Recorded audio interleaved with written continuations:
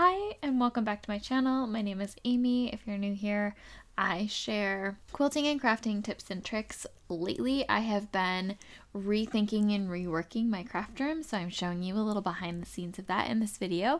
I am in Google SketchUp in this screen video here, and I drew up my old craft room, old craft space. So if you haven't watched my previous videos, my craft space is actually my dining room, which is a little room between my kitchen and my bathroom in our apartment. The wall is about 8 feet wide, and then I use our dining room table as my cutting space because my husband and I don't have kids or pets, so we sit on our couch typically. Anyway, this is my old craft room, and as you can see, it not only uses the space very poorly, but it is kind of a hodgepodge, both color-wise, design-wise, organization-wise. It's a mess. So I am challenging myself to rework my craft room for $100 approximately. Let me show you where I'm at so far. Funny story, this is actually the second video I've done about this. The first one I uploaded it to YouTube, and then I realized that not only had I overlooked a huge design opportunity, but I had also mismeasured by about 12 inches.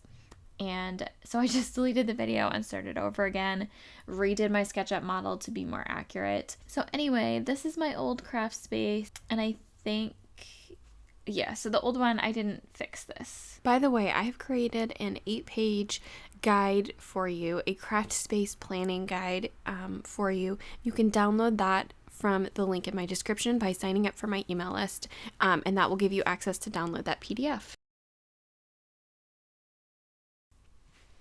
Okay, so I was in the middle of recording this video and I realized that the dimensions were still, that it was still a little bit goofy. So now it's accurate. You can see this plastic storage unit is indeed partially in front of my pegboard, which it's really terrible. There's a number of reasons why I've had it set up like this, but all that aside, let's look at what I've come up with. I'm so excited about this. Look how much better this looks. So let me zoom out a little bit so you can see both of them. So much improvement. The first thing I did was decide that I want most of the furniture to be white. So there's a few pieces like this sewing machine, this vintage sewing machine, this table, and this cabinet here. Those are all heirloom pieces that I am not going to be making any changes to, but the cabinet underneath is already white, but the other wood pieces are going to be either painted or covered white. So the desktop, I actually purchased a white vinyl. I'll do a video about the white vinyl. My new desktop actually turned out so cool, so I'll do a whole video about that. But I'm also painting the 3 shelving units. As you can see, I moved the 1 shelving unit up and put the pegboard in the middle, so that it's so much more symmetrical and I can use all of the pegboard. And then the shelving unit on the bottom, I want to make a note here. Originally, I had planned to purchase an IKEA dresser and put it under there instead of the cabinet because drawers are just going to be so much easier, but it wasn't within my $100 budget, would have doubled my budget, so I am putting them on the back burner for now because that was like the least important thing to change. I'm really excited to eventually switch out the cabinet underneath, but that is going to be a future project. I'm going to keep the cabinet for now, but I am painting the other pieces white. And then on the right hand side, previously in the old photo, you can see that there was just a bunch of stuff, like boxes and baskets on top of the blue cabinet, and I really want that to be my paper crafting station or part of my paper crafting zone. So I'm putting my Silhouette, which is like a Cricut, but nobody's ever heard of it, my Silhouette cutting machine on top of the blue cabinet, and then I'm going to hang shelves above the cabinet. The ones I have modeled here are wood toned, but they will actually be white shelves, and that will be my paper crafting zone. So I mentioned the word zone a couple times, so I want to touch on that really quick.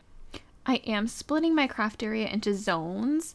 So up here will be my sewing zone, sewing and quilting zone. Over on the right hand side will be my paper crafting zone.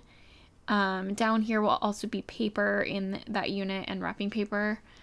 This will be general crafting supplies and stuff that's too ugly to go on a pretty shelf. That up there at the top where I can't reach is going to be the inspo zone with finished projects, and then this will be the actual work zone with my cutting mat. And that is the tour of my craft space. I have realized this is going to take a little bit of time. I did finally get a drill and impact driver so that I can move my pegboard because my old drill head died and I didn't have anything. So anyway, I got that. I started painting the shelving and I have already recovered the desktop. So it's actually coming right along. I'm hoping to have it done in the next week and I cannot wait to share the final reveal.